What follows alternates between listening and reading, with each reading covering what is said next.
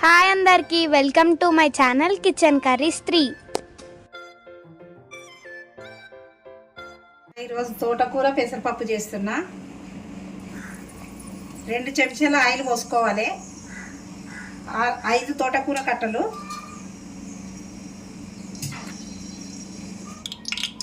ఒక 4-5 ఎల్లిగడ్డలు వేసుకున్నా. కొద్దిగా మెత్తగా దంచి కచ్చపిచ్చ దంచి వేసుకోవాలి.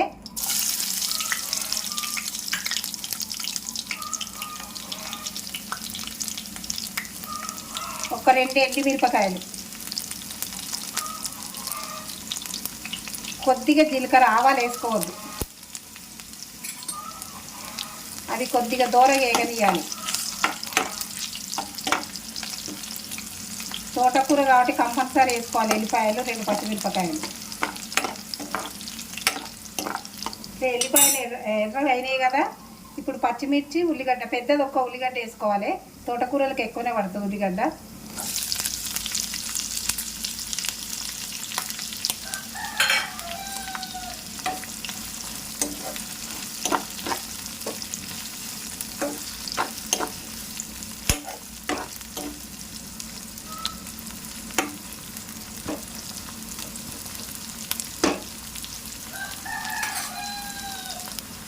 చిన్న గిలాసెడు పెసరపప్పు నేను ముందే నానబెట్టి పెట్టుకున్నా, అది ఇప్పుడు వేసుకుందాము.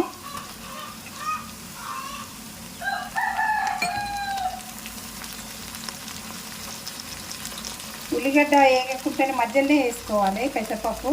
పెసరపప్పు కూడా నూనెలో ఫ్రై కావాలి.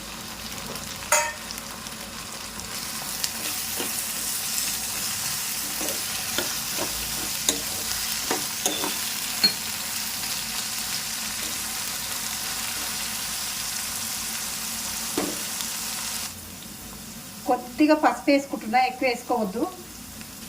అందులోనే కొద్దిగా దొడ్డుప్పు వేసుకుంటున్నా.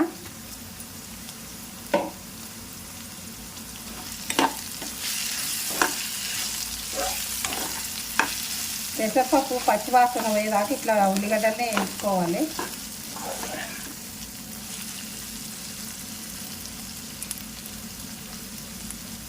ఒక 2 నిమిషాలు మూత పెట్టుకుందాము.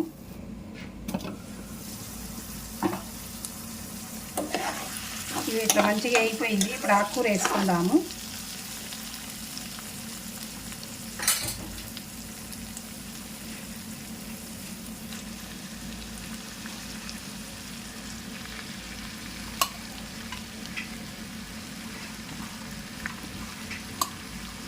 మంచిగా కడిగి పక్కకి పెట్టుకోవాలి, నీళ్ళన్నీ వెళ్ళిపోయేదాకా. ఇప్పుడు ఆకుకూర వేసుకున్నాం కదా, 2 నిమిషాలు మూత పెట్టుకుందాం. కొద్దిగా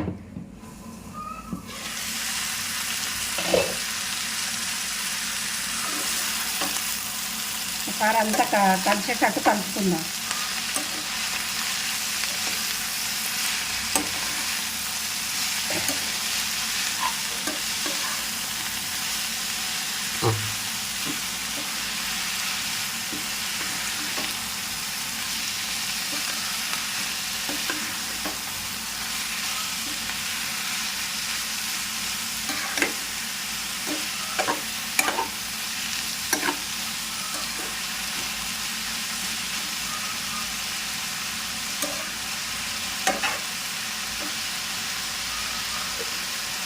మూత పెట్టుకుందాం ఒక 10 నిమిషాలు.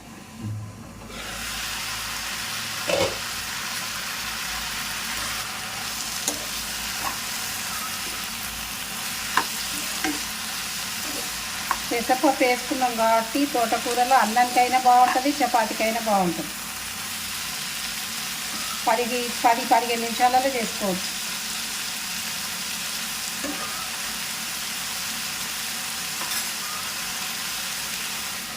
మళ్ళీ ఒక 10 నిమిషాలు.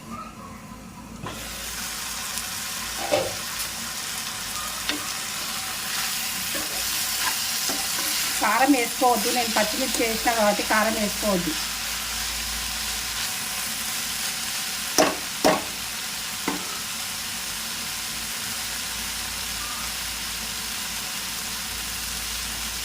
ఉప్పే అప్పుడు ఫస్ట్ కొద్దిగా వేసినా కదా, ఇంకో కొద్దిగా వేసుకుంటున్నా, సరిపోలేదు కాబట్టి. ఆకుకూర కాబట్టి ఎక్కువ పట్టది ఉప్పు.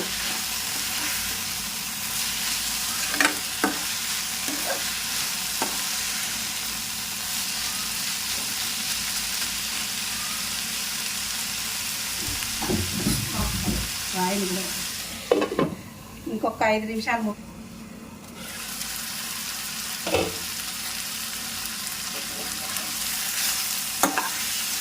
ఇట్లా దగ్గరికి రావాలి మొత్తం.